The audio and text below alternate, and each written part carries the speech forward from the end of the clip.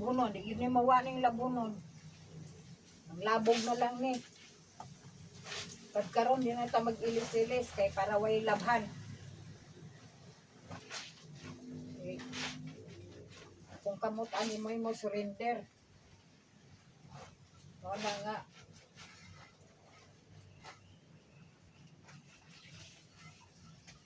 Way mo tabang na kuglaba.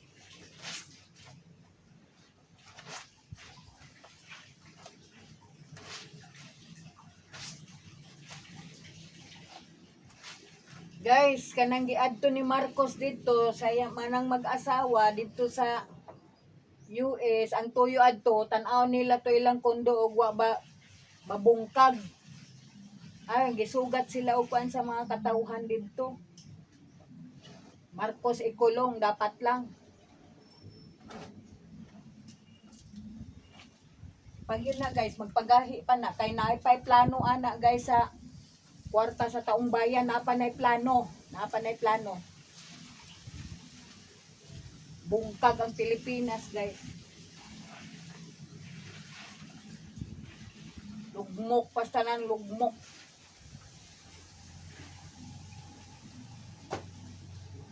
Di man yun na mo naog. Hindi na girahon yas Malacanang.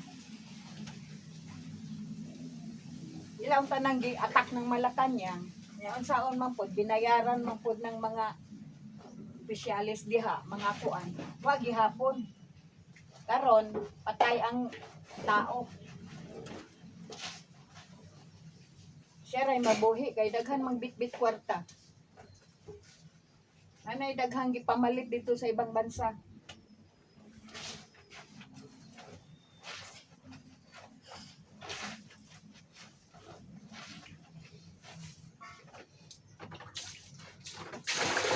Sama pag kahirap guys.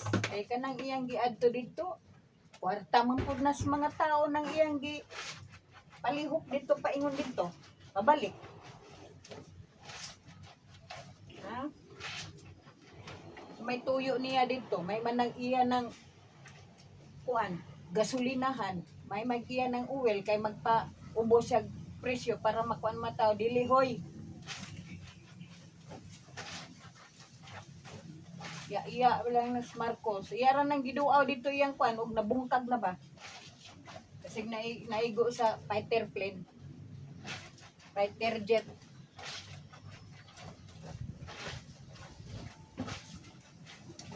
Guys, tabay laba diri guys be. Malya. Tulog ra man gadi Amalya. Bahay mo diri laba. Wala makuha ng imong wasing. Nakay wasing diha.